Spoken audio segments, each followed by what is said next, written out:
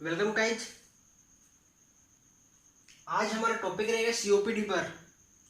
COPD है chronic obstructive pulmonary disease. ठीक है, तो सीओपीडी है क्रॉनिक मतलब लंबे समय से चलने वाला, लॉन्ग टाइम से चल रहा है। ऑब्स्ट्रक्टिव कोई ऑब्स्ट्रक्शन हो जाए, पल्मोनरी जो ब्रोंक्यूल्स है, ब्रोंक्यूल्स में जो ऑब्स्ट्रक्शन हो जाए जहां से एयर है वो पास होती है, डिजीज। ठीक है, तो सीओपीडी की फुल फॉर्म होती है क्रॉनिक ऑब्स्ट्रक्टिव पल्मोनरी डिजीज।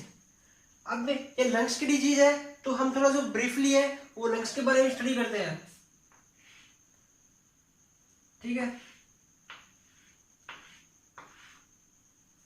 ये ट्रेकिया है, और ट्रेकिया से जैसे ये ब्रोंक्यूल्स है, ठीक है, ये ब्रोंकाई है, ये ट्रेकिया, और ट्रेकिया के बाद में ये दो ट्रेकिया, वो लेफ्ट ब्रोंकाई और राइट ब्रोंकाई में डिवाइड हो जाती है। तो ये लेफ्ट ब्रोंकाई है, सॉरी ये राइट ब्रोंकाई है और ये लेफ्ट ब्रोंकाई है। लेफ्ट ब्रोंकाई है 5 सेंटीमीटर की होती है और ये 2.5 सेंटीमीटर की होती है। जो इसका जो एरिया है ये वाइड होती है और ये नैरो होती है। ठीक है, ये लंग्स हो गए।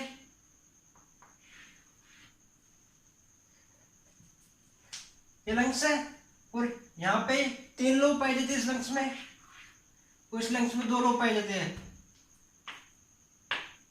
सुपीरियर, मिडल और इंफीरियर। ये सुपीरियर और ये इंफीरियर लोब। ये ब्रोंकाई है, तो यहाँ पे ये जो ब्रोंकाई है वो ब्रोंक्यूल्स में चेंज होती है। ठीक है, और ये ब्रोंक्यूल्स है वो चेंज हो जाएगी ब्रोंक्यूल्स में। इसके बाद में जो ब्रोंक्यूल्स है वो इसी प्रकार से, इसमें 3 लोब है, इसमें प्राइमरी ब्रोंक्यूल्स, सेकेंडरी ब्रोंक्यूल्स और टर्शियरी ब्रोंक्यूल्स में कन्वर्ट हो जाएगी। और इसमें प्राइमरी ब्रोंक्यूल्स और उसमें सेकेंडरी ब्रोंक्यूल्स है, उसमें डिवाइड हो जाएगी। ठीक है, अब primary bronchioles, secondary bronchioles 3 lobe है, इसलिए 3 में जो डिवीजन हो रहा है इनका, और इसमें 2 लोब है तो 2 में डिवीजन हो रहा है। अब जो ये ब्रोंकाई है और आगे ब्रोंक्यूल्स, यदि ब्रोंक्यूल्स में किसी भी प्रकार का ऑब्स्ट्रक्शन हो जाए, तो ब्रोंक्यूल्स में ऑब्स्ट्रक्शन हो जाएगा, तो अब ब्रोंक्यूल्स में ऑब्स्ट्रक्शन हो रहा है किसी प्रकार से, तो ये है ब्रोंकाइटिस को इंडिकेट करेगा। क्योंकि सॉरी, जो ये ब्रोंकाई है और आगे ब्रोंक्यूल्स है, यदि यहाँ ब्रोंकाइल्स, यहाँ पे इंफ्लेमेशन हो रहा है और यहाँ ब्रोंकाइज में इंफ्लेमेशन हो रहा है, ब्रोंकाइज में इंफ्लेमेशन होगा तो इसको बोलेंगे ब्रोंकाइटिस। जो ब्रोंकाई है, ब्रोंकाई में यदि इंफ्लेमेशन हो रहा है तो इसको बोलेंगे ब्रोंकाइटिस। ठीक है, अब ये इंफ्लेमेशन क्यों हो रहा है इसके हम रिस्क फैक्टर आगे देखेंगे।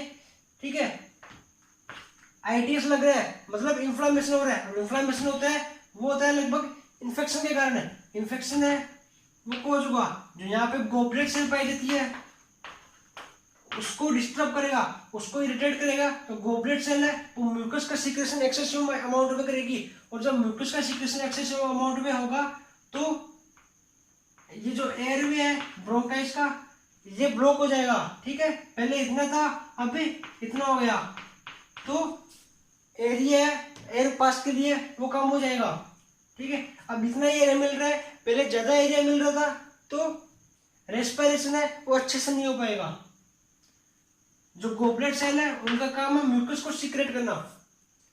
ठीक है, ये हमने देख लिया। इसके बाद में जो ब्रोंक्यूल्स है वो आगे फर्दर एल्वुलाई में जुड़ जाते हैं। एल्वुलाई से अटैच होते हैं, यहाँ पे रेस्पिरेशन है, जो एक्सचेंज की जो प्रोसेस है, गैस एक्सचेंज की प्रोसेस है वो एल्वुलाई के अंदर होती है।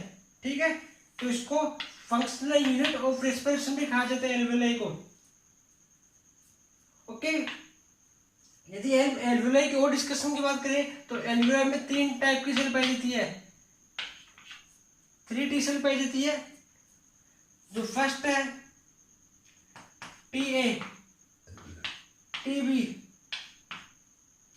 या टी फर्स्ट बोल सकते हैं, टी सेकेंड और टी थर्ड।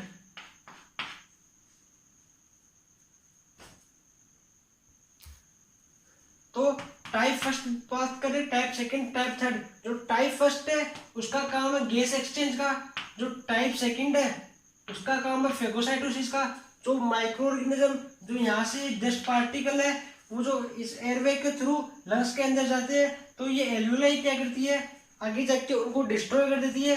ठीक है, फेगोसाइटोसिस या मैक्रोफेज होती है इनमें, जो इनको डिस्ट्रॉय किल कर देती है, जो डस्ट पार्टिकल फॉरिजन बॉडीज होती है उनको। और जो थर्ड है वो सर्फेक्टेंट रिलीज करती है, जिसके कारण क्या होगा, जो एल्वियोलाई है उनको कोलेप्स होने से बचाएगा। ठीक है, ये हमने जो एल्वियोलाई का तो बेसिक डिस्कशन देखा था। और अब बात करें हम ब्रोंकाइटिस, हमने देख लिया जो ब्रोंक्यूल्स है, जो ब्रोंकाई है, सॉरी ब्रोंकाइट में किसी भी प्रकार का इन्फेक्शन हो रहा है तो उसको ब्रोंकाइटिस बोलेंगे। ये फर्दर ब्रोंक्यूल्स में डिवाइड हो रही थी और आगे जाके एल्वियोलाई में एल्वियोलाई से अटैच हो रही थी। एल्वियोलाई में हमने देखा कि यहाँ पे गैस एक्सचेंज की प्रोसेस होती है। ठीक है, अब इसमें जो ब्रोंक्यूल्स है वो प्राइमरी, सेकेंडरी और टर्शियरी में कन्वर्ट हो रहे थे। इसमें प्राइमरी में होंगे और सेकेंडरी में होंगे। सेकेंडरी ब्रोंक्यूल्स की बात करें तो उसको सेगमेंटल लोबार भी बोलते हैं, सेगमेंटल, उसको लोबार ब्रोंक्यूल्स, इसको सेगमेंटल बोलेंगे, इसको लोबार बोलेंगे। अब हम बात करें सीओपीडी डिजीज की, क्रोनिक ऑब्स्ट्रक्टिव पल्मोनरी डिजीज। अब यदि ब्रोंकाइज है उसमें इंफ्लेमेशन हो रहा है, उसको हमने ब्रोंकाइटिस बोला था।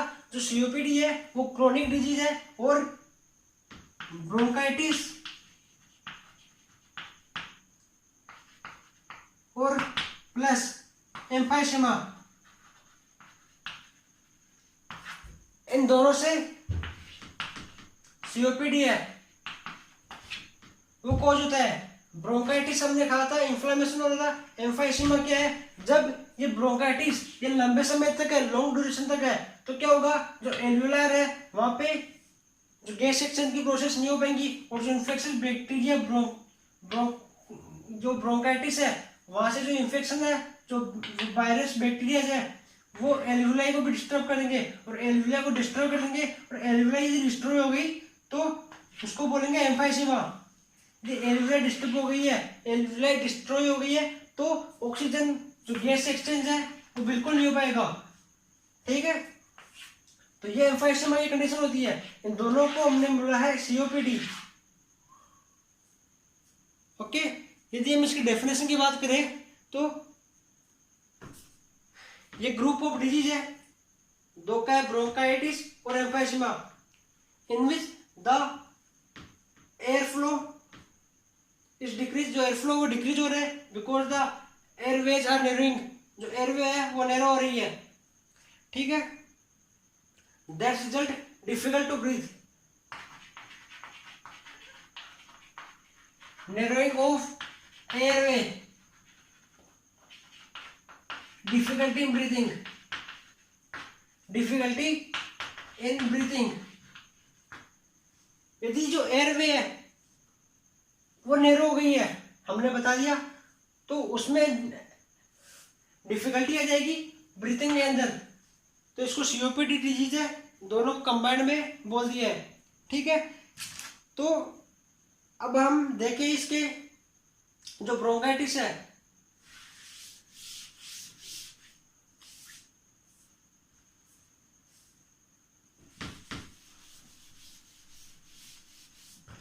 अब सीओपीडी है, सीओपीडी के हम साइन सिम्टम देखेंगे, सॉरी वो सीओपीडी के रिस्क फैक्टर देखेंगे। रिस्क फैक्टर क्या है, रिस्क फैक्टर, तो रिस्क फैक्टर में सबसे पहले तो हमने बता दिया कि ब्रोंकाइटिस और एम्फाइसेमा ये दो तो हो गए, ब्रोंकाइटिस और एम्फाइसेमा। इसके बाद में बात करें तो मोस्ट कॉमन कॉज है इसका, वो होता है स्मोकिंग। स्मोकिंग है कैसे करेगा, जो रेस्पिरेटरी वे है उसमें सीलें पाई जाती है ताकि जो एयर का फ्लो है वो इजीली हो जाए, और जो डस्ट पार्टिकल्स है, फॉरिजन बॉडीज है, वो यहीं अटक जाए, यहीं रुक जाएगी, तो जो प्योर एयर है वो अंदर जाएगी। ठीक है, और रेस्पिरेशन अच्छे से होगा। बट जो पेशेंट स्मोकिंग करता है स्मोकिंग से क्या होगा, स्मोकिंग में निकोटीन पाया जाता है, और ये जो सीलरीज है, जो हेयर्स है, जो एयरवे के अंदर जो हेयर है वो डिस्ट्रॉय हो जाएंगे, और यदि डिस्ट्रॉय हो गए तो यहाँ से फोरिजन बॉडीज है, डस्ट पार्टिकल्स है, वो आगे मूव करेंगे और लंग्स के अंदर जो ब्रोंकाइल्स है वहां जाएंगे, और वहां पे जो गोबलेट सेल है, गोबलेट सेल है वहां पे गोबलेट सेल को डिस्टर्ब करेंगे और गोबलेट सेल को इरिटेट करेंगे, तो यहाँ से म्यूकस का प्रोडक्शन है वो इंक्रीज होगा, और म्यूकस का प्रोडक्शन इंक्रीज हो रहा है तो जो एयरवे है वो नैरो हो जाएगा। ठीक है, एयरवे नैरो हो रहा है। अब क्या होगा, ये इन्फेक्शन को कोई डस्ट पार्टिकल, उसमें वायरल इन्फेक्शन वगैरह भी आ सकता है, तो जो वायरल इन्फेक्शन है, इन्फेक्शन के कारण क्या होगा, यहाँ पे इन्फ्लामेशन होगा, जो WBC है वो एक्टिव हो जाएगी, और एक्टिव होने से WBC का लेवल इंक्रीज होगा, और WBC जैसे इंक्रीज हुई वो इन्फ्लामेशन कॉज करेगी। ठीक है, अब यहाँ से इन्फ्लामेशन भी हो गया, म्यूकस का सिक्रेशन वो भी हो गया, तो ये फ्लो है वो बिल्कुल कम हो जाएगा, और बिल्कुल कम होने से जो एयर है वो आगे पास नहीं हो पाएगी। ठीक है, अब एयर आगे नहीं पास हो रही है तो रेस्पिरेशन में प्रॉब्लम होगी। तो इस प्रकार से जो स्मोकिंग है वो कॉज करता है COPD। इसके बाद में हम बात करें कोई भी एलर्जन पार्टिकल, पोलन, कीट वगैरह, केमिकल फ्यूम्स आते हैं, फैक्ट्री वगैरह वहां पे काम करते हैं जहाँ पे डस्ट पार्टिकल वगैरह ज्यादा होते हैं, जो केमिकल्स वगैरह है। ठीक है, उनमें देखने को मिल सकता है, एक है α1 ट्रिप्सिन प्रोटीन। α1 ट्रिप्सिन प्रोटीन की बात करें तो जो α1 ट्रिप्सिन प्रोटीन है वो लंग्स में इन्फ्लामेशन को होने नहीं देती है।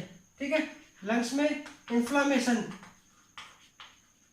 को नहीं होने देगी α1 ट्रिप्सिन प्रोटीन, और यदि इसका लेवल है वो डिक्रीज हो जाए, डिफिशियंसी हो जाए α1 ट्रिप्सिन की, तो इन्फ्लामेशन को कॉज हो जाएगा, जो ब्रोंकाइल्स है वहां पे इन्फ्लामेशन कॉज होगा, तो एयरवे है वो ब्लॉक हो जाएगा।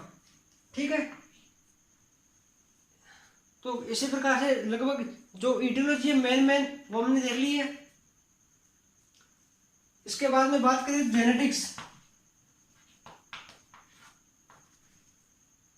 जेनेटिक के कारण भी जो COPD डिजीज है वो होती है, और एज की बात करें तो जैसे जैसे एज इंक्रीज होगी, आफ्टर 40-50 ईयर्स एज बाद जो COPD है उसके सिम्टम देखने को मिल जाएंगे। ठीक है, लगभग ये जो रिस्क फैक्टर है वो हमने लगभग देख लिए। इसके बाद में हम बात करेंगे वो करेंगे पैथोफिजियोलॉजी की, और पैथोफिजियोलॉजी वो स्टार्ट करते हैं अब।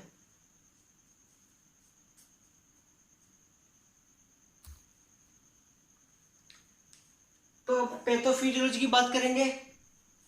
पैथोफिजियोलॉजी से पहले जो कॉमन जो इन्फ्लामेशन है, इसकी जो बेसिक मैकेनिज्म है वो हम पहले देखेंगे।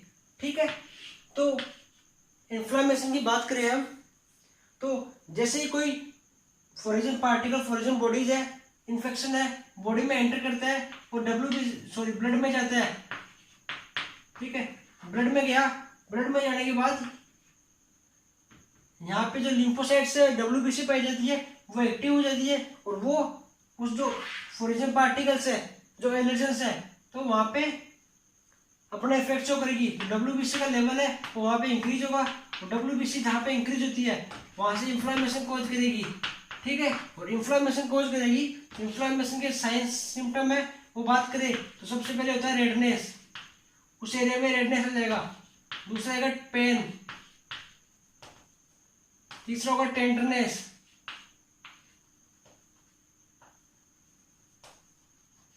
मतलब जो एरिया है वो बढ़ जाएगा, वो जिससे हम उसको छुएंगे तो वहां पे पेन है वो बढ़ेगा।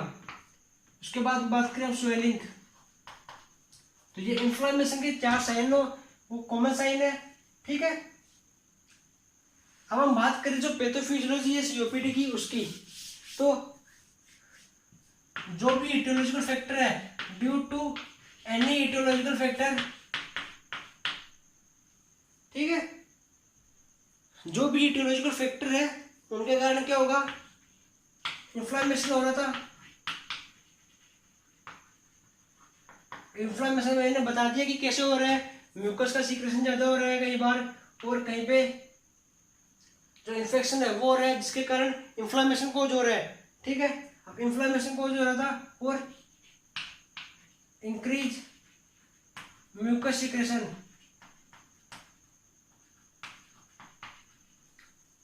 म्यूकस का सीक्रेशन है वो इंक्रीज होगा।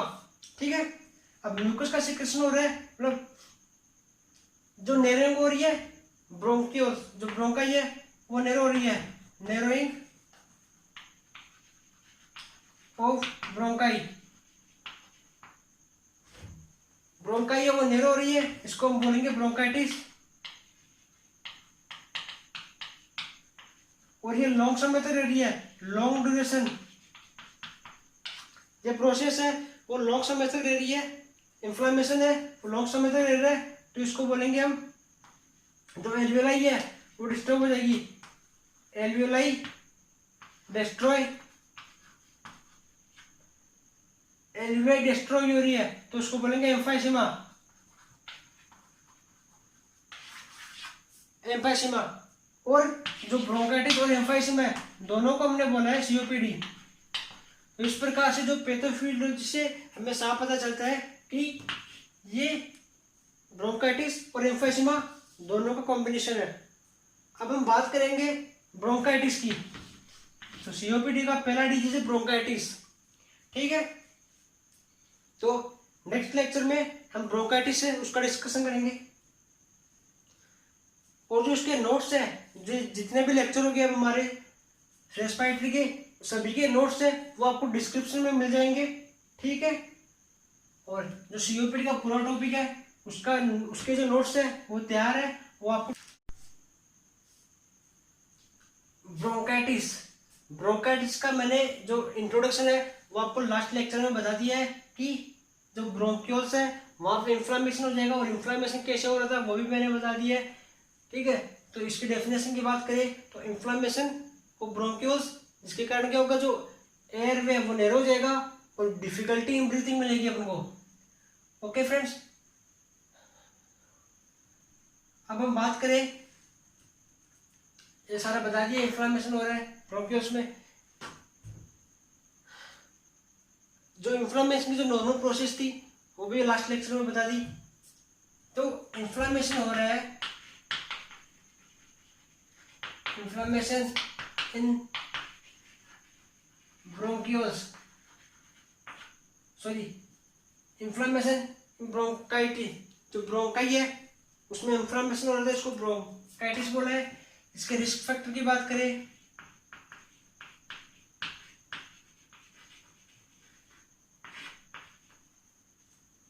रिस्क फैक्टर की बात करें हम, तो रिस्क फैक्टर की बात करने में हमें पता चलेगा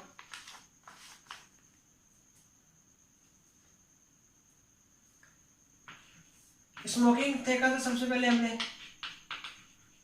स्मोकिंग में जो गोबलेट सेल है वो एक्सेसिव अमाउंट ऑफ म्यूकस का सीक्रेशन करेगी, जिसके कारण जो एयरवे है वो ब्लॉक हो जाएगा।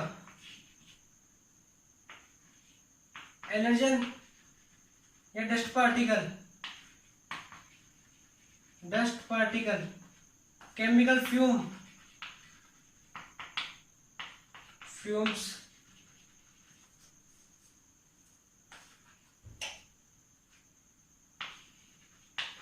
इन्वायरमेंटल फैक्टर कोई भी हो सकता है, इन्वायरमेंटल फैक्टर कोई केमिकल फ्यूम्स हो गया, एलर्जेंस, हमको पता है जो नॉर्मल चीजें हैं वो। ठीक है, वायरल इन्फेक्शन हो गया, बैक्टीरियल इन्फेक्शन हो गया, कोई भी infection.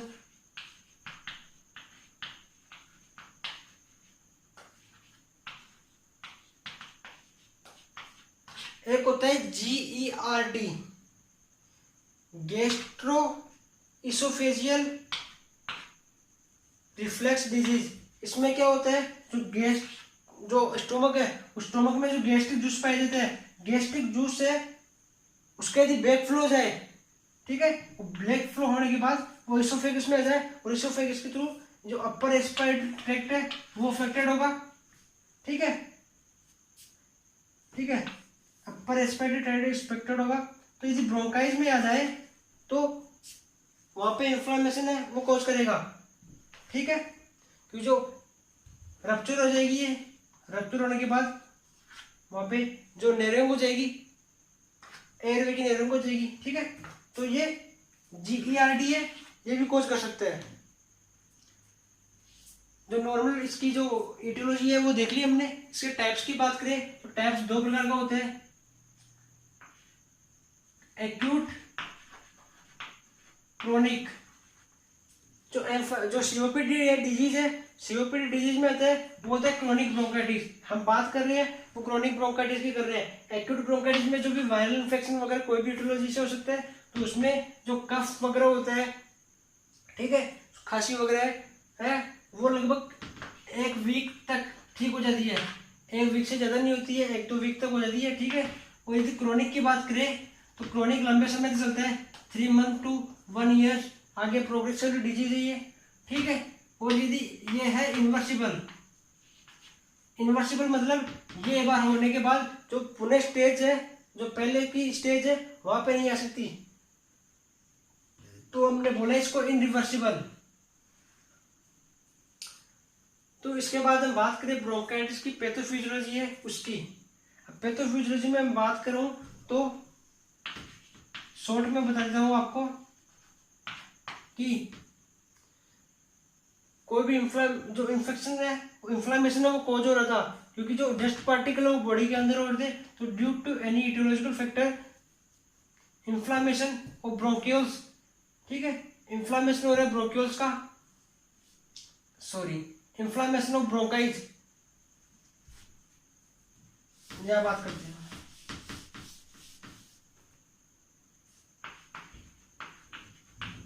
Due to etiological factor, etiological factor क्या है, जो भी इन्फ्लामेशन हो रहा था ऑफ ब्रोंकाई, यदि ब्रोंकाई का इन्फ्लामेशन होगा तो नैरोइंग हो जाएगी, नैरोइंग ऑफ एयरवे। और नैरोइंग क्यों हो रहा था?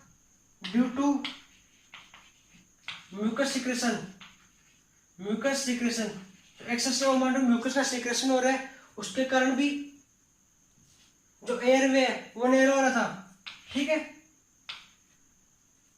एयरवे नैरो हो जाएगा, इस प्रकार से इन्फ्लामेशन हो रहा है, इन्फ्लामेशन के बाद एयरवे नैरोइंग हो रहा है, म्यूकस सिक्रेशन के कारण हो रहा है। तो इस प्रकार से हमने बोला था कि इन्फ्लामेशन के को क्या बोलेंगे, bronchitis,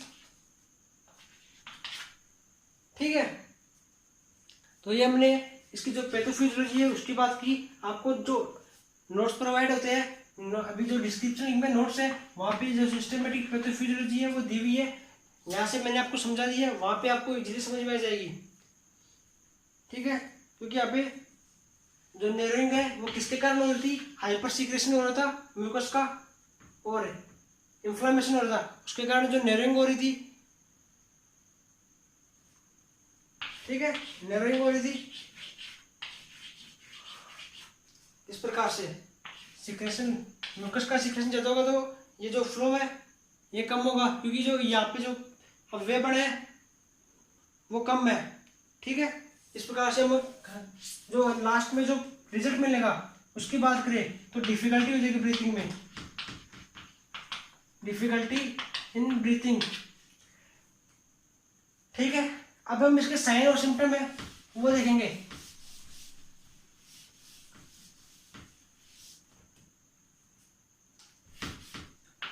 sign symptom, sign symptom की बात करें अब हम, तो साइन सिम्टम में पहले बात करें तो पहला है हमारा इन्फ्लेमेशन की। मैंने आपको 4 साइन और सिम्टम बताए थे, स्वेलिंग वगैरह, तो स्वेलिंग हो जाएगी ब्रोंकाइल्स में, जो ब्रोंकाई है वहां पे स्वेलिंग हो जाएगी, ओके। व्हीजिंग साउंड, व्हीजिंग साउंड क्यों आ रहा था, क्योंकि जो एयरवे वो नैरो हो रहा था, और यदि एयरवे नैरो होगा तो व्हीजिंग साउंड है वो सुनाई देगा। जैसे जो पेन का ढक्कन होता है वहां पे जो नीचे है वो एयर, जो इसका वो नीचे एयर पास होता है एक तो, ठीक है। यदि वो बंद आता है ना, तो बंद आने के बाद वो सीटी है वो बचती है। उस प्रकार से यदि एयर वे ब्लॉक हो जाता है तो वो व्हीजिंग साउंड मिलेगी। जैसे ये है, और यहाँ से भी जो ये बीच में से खोखला है, ठीक है। अब यदि इसको सीटी मारेंगे ना तो ये बजेगा, जो पेन का ढक्कन है वो बचता है, ठीक है। वो उसी हिसाब से, क्योंकि वो वन वे होता है, तो एक साइड से यहाँ बात ये है, ओके। उसी प्रकार से ये है, व्हीजिंग साउंड देखने को मिलेंगे हमको यहाँ पे। थर्ड की बात करें तो टेकिकार्ड, टेकीपनिया। टेकीपनिया क्यों होगा? जो रेस्पिरेशन रेट है वो बढ़ जाएगी, तो क्या होगा? Shortness of respiration, shortness of breath, और कैसी होगी? डिस्पेनिया, पेनफुल होगा, ठीक है। टेकीपनिया, इंक्रीज हो जाएगी रेस्पिरेशन रेट। इसके बाद हम बात करें तो पेशेंट को नोजिया वोमिटिंग होगी, ठीक है। और इसके बाद हम बात करें तो जो CO2 का लेवल है वो बढ़ जाएगा, तो साइनोसिस की कंडीशन हो जाएगी। जब CO2 का लेवल है वो टिश्यूज में इंक्रीज हो जाता है, उसको बोलते हैं हाइपरकेपनिया। और हाइपरकेपनिया होगा और हाइपोक्सिया की कंडीशन होगी, क्योंकि O2 का लेवल है वो डिक्रीज हो रहा है टिश्यू के अंदर। अब भी इसके ट्रीटमेंट की बात करें कि CO2 का लेवल है वो इंक्रीज हो रहा है, तो पेशेंट को लिप ब्रूस्ट ब्रीथिंग करवाई जाती है। लिप ब्रूस्ट ब्रीथिंग में क्या होगा? जो पेशेंट है वो नाक से, नोज से इनहेलेशन करेगा और माउथ से एक्सहेलेशन करेगा, जिससे क्या होगा? जो CO2 का लेवल है वो नॉर्मल होगा, ठीक है। ये कंडीशन देखने को मिल सकती है। तो इसका अनुपात की बात करें तो 1:3। ओके फ्रेंड्स, तो ये हमने जो साइन और सिम्टम है बेसिकली वो देख लिए।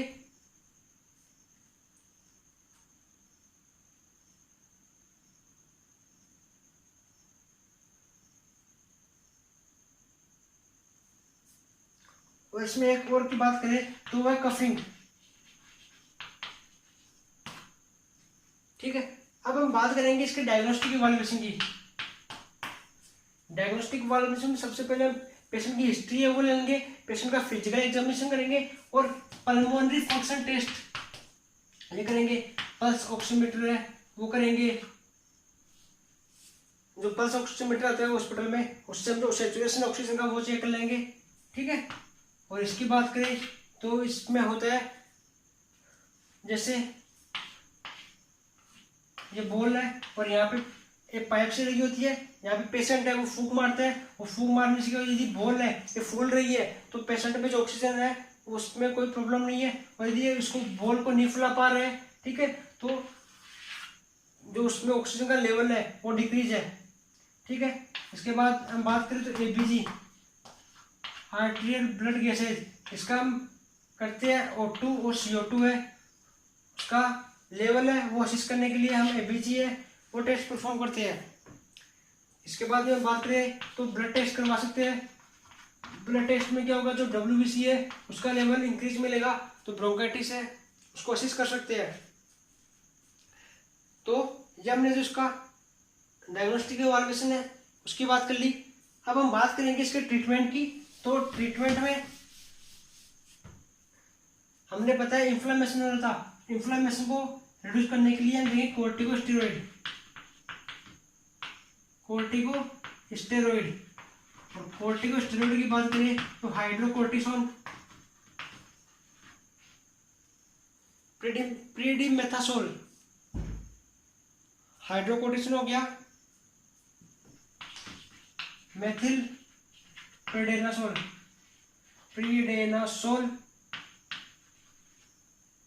थर्ड की बात करें तो हाइड्रोकोर्टिसोन हो गया, डेक्सामेथासोन। ये जो कोर्टिकोस्टेरॉइड है जो क्या करेंगे, जो इम्यून सिस्टम है उसको सप्रेस करेंगे। और इम्यून सिस्टम सप्रेस हो रहा है तो जो एंटीजन एंटीबॉडी की रिएक्शन है वो हो ही नहीं पाएगी, ठीक है। एंटीजन यदि एंटीबॉडी रिएक्शन नहीं होगी तो इन्फ्लेमेशन नहीं होगा।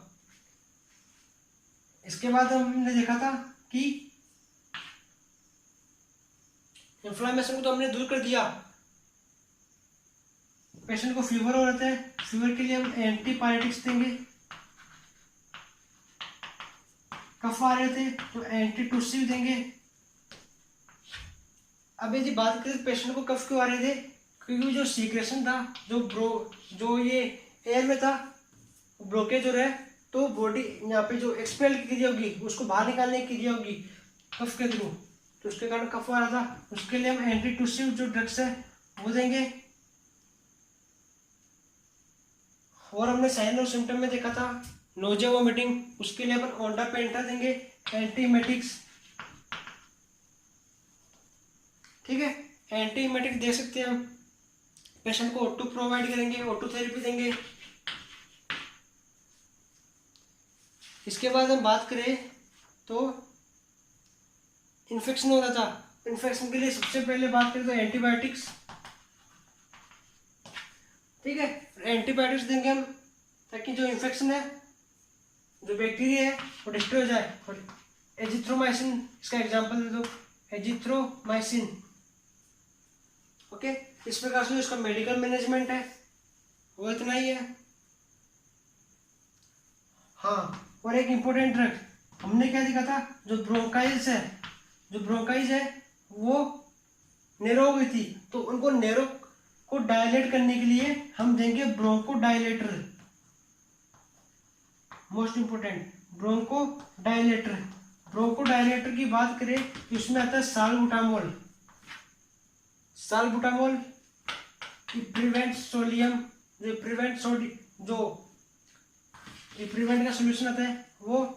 बाकी अस्थमा में अच्छे से इनके बारे में दिया हुआ है, शॉर्ट टर्म के लिए, लॉन्ग टर्म के लिए, दोनों के लिए, ठीक है।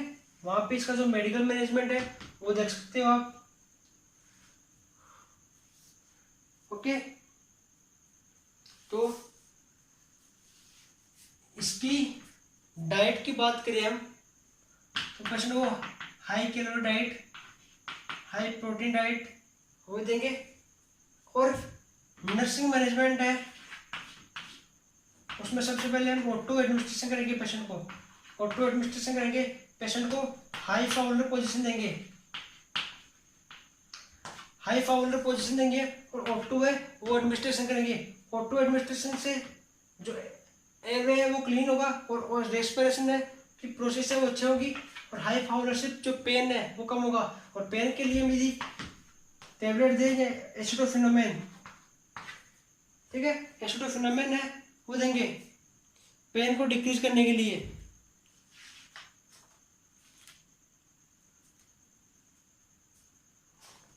तो इसके नर्सिंग मैनेजमेंट की बात करें हम, टू रिड्यूस सीक्रेशन, जो सीक्रेशन वगैरह हो रहे थे उसको सक्शन के द्वारा हम रिमूव कर लेंगे, सक्शनेशन करेंगे, और उसके द्वारा उसका जो एयरवे उसको क्लीन कर लेंगे। फिर उसको देंगे हम O2 एडमिनिस्ट्रेशन, ठीक है। और उसके पेन है उसको रिलीव कर देंगे। इस प्रकार से जो ब्रोंकाइटिस है वो डिजीज है वो कंप्लीट हो जाए अपना, ठीक है। और इसका जो भी डाउट है वो आपको नोट्स पढ़ने से क्लियर हो जाएगा। तो नोट्स है वो डिस्क्रिप्शन में आपको मिल जाएंगे, और वहां से नोट्स पढ़े, फिर जो डाउट्स है वो क्लियर हो जाएंगे सारे। Okay friends, have a good day.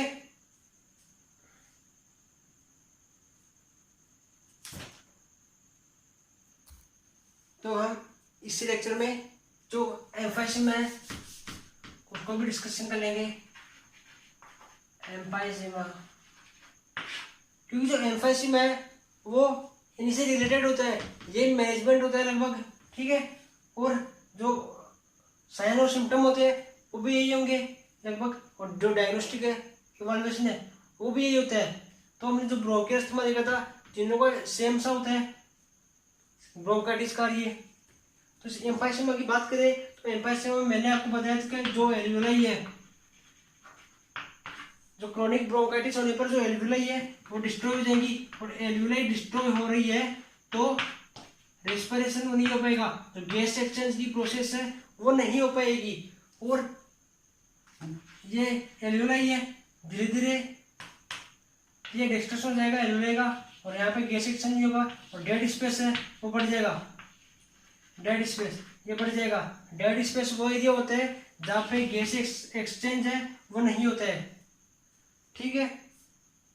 तो एम्फाइसीमा एक ऐसी कंडीशन है जिसमें गैस एक्सचेंज है वो इम्पेयर हो जाता है, और रिजल्ट क्या निकलता है उसका, जो एल्वियोलाई है उसकी जो वाल है वो एक्सटेंडेड हो जाती है, एक्सटेंडेड हो जाती है, क्योंकि इसमें क्या होता है जो पेशेंट है वो इनहेल तो करता है बट एक्सहेल नहीं कर सकता, ठीक है, एक्सहेल नहीं कर सकता। तो एम्फाइसीमा में जो चेस्ट है वो एक्सटेंडेड मिलेंगे हमको। और चेस्ट की बात करें तो हार्ट में चेंबर की बात करें इसमें, तो हार्ट चेंबर में ये राइट होता है ये लेफ्ट होता है, ठीक है, ये राइट है ये लेफ्ट है, तो जो राइट एरिया है वो ज़्यादा एक्सटेंडेड मिलेगा, क्योंकि यहाँ पे जो डीऑक्सीजनेटेड ब्लड है उसका लेवल है वो बढ़ जाएगा, डीऑक्सीजनेटेड का ब्लड का लेवल बढ़ रहा है क्योंकि ऑक्सीजन CO2 है वो इंक्रीज हो रही है, और यदि CO2 है उसका लेवल बहुत ज़्यादा इंक्रीज हो रहा है तो इसको बोलेंगे रेस्पिरेटरी एसिडोसिस। रेस्पिरेटरी एसिडोसिस क्यों बोल रहा है, क्योंकि CO2 है उसका लेवल ज़्यादा हो रहा है, तो pH है वो कम हो रही है,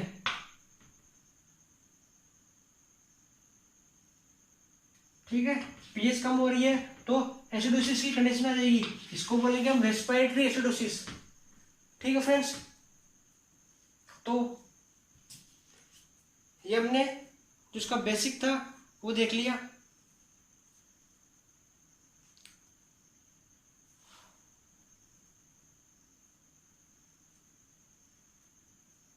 अब हम बात करें कि जो एल्वियोलाई होती है उसको मेंटेन करती है इलास्टिन प्रोटीन, एक तो जो इलास्टिन प्रोटीन है वो उसको कोलेप्स होने से बचाती है, जिसकी जो नॉर्मल साइज है उसमें रहने देती है, बट जब ये इलास्टिक प्रोटीन है उसका लेवल डिक्रीज हो जाएगा तो ये एल्वियोलाई है वो कोलेप्स हो जाएगी, और एल्वियोलाई कोलेप्स हो रही है तो एक्सचेंज है वो नहीं हो पाएगा, और एक्सचेंज नहीं हो पा रहा है लास्ट में हमको वही कंडीशन देखने को मिलेगी, ये एक्सटेंड हो जाएगी, सॉरी ये डिस्ट्रॉय हो जाएगी, ओके।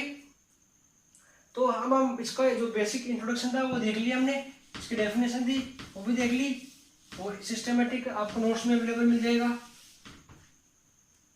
टाइप्स की बात करें तो इसके दो टाइप्स होते हैं, पेनलोबार और सेंट्रल लोबार, ओके, पेनलोबार और सेंट्रल लोबार।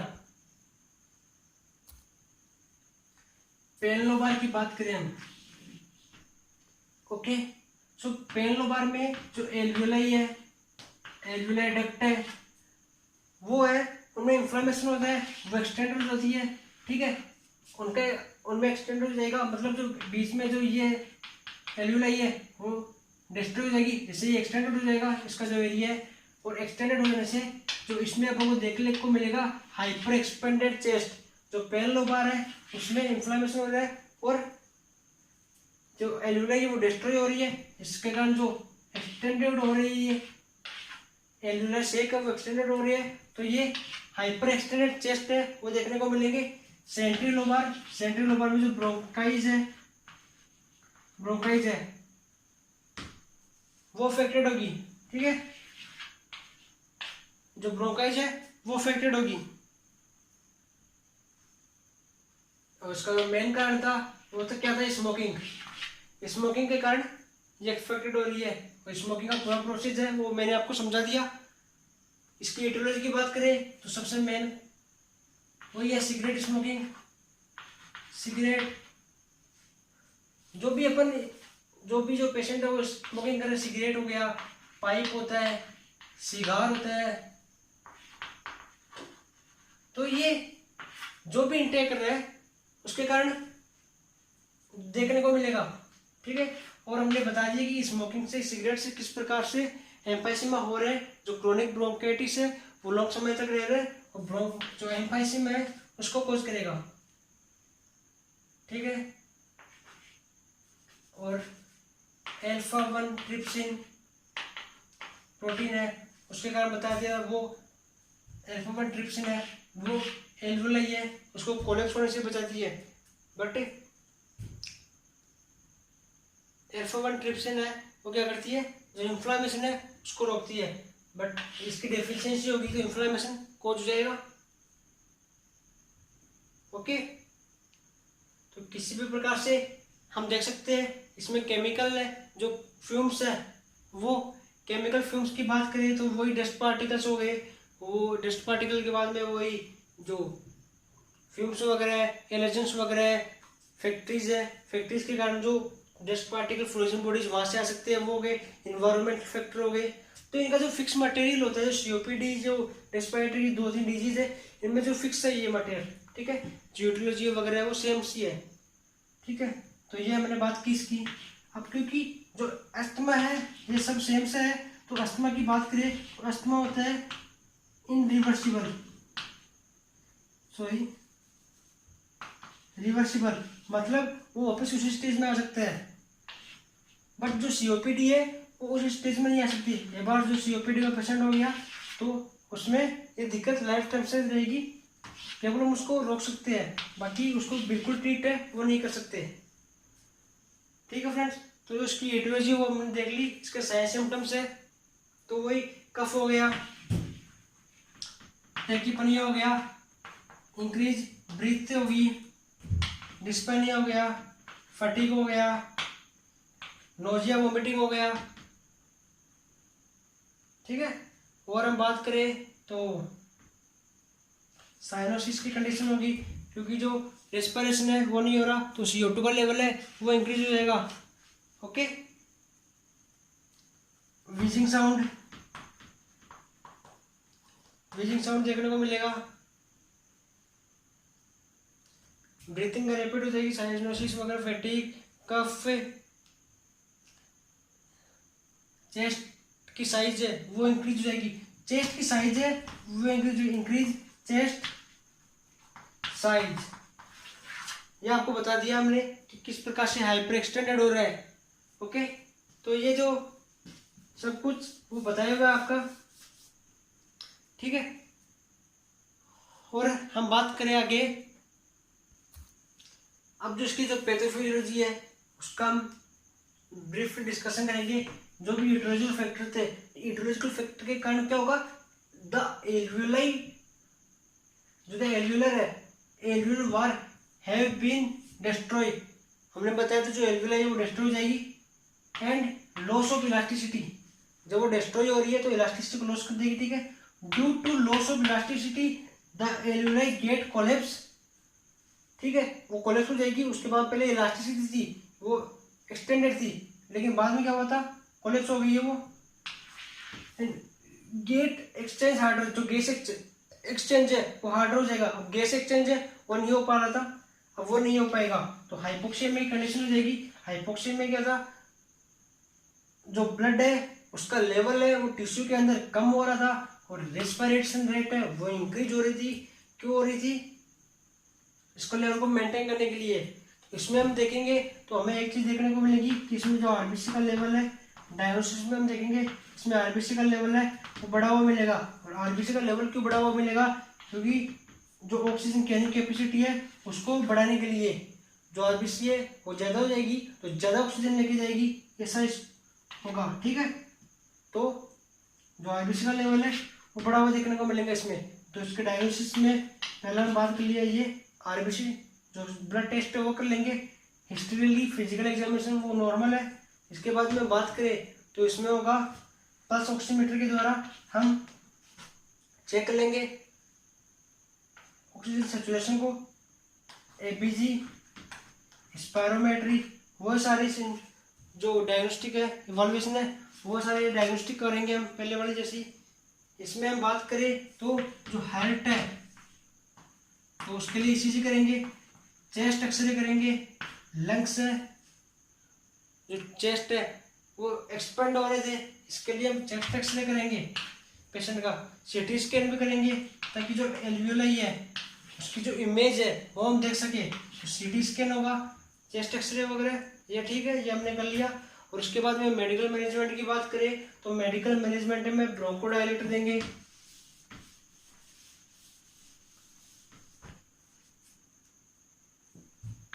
वही ब्रोंकोडायलेटर,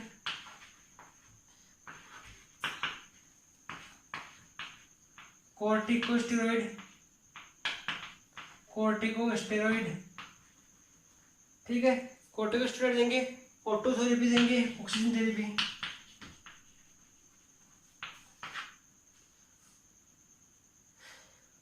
हाई फाउलर पोजीशन दे सकते हैं पेशेंट को हम, हाई फाउलर, ताकि पेशेंट का पेन है वो डिक्रीज हो जाए। ओके, इसलिए पेशेंट को हम हाई फाउलर पोजीशन है वो देंगे, मतलब उसको बेड से एलिवेट कर देंगे, यही है हाई फाउलर पोजीशन।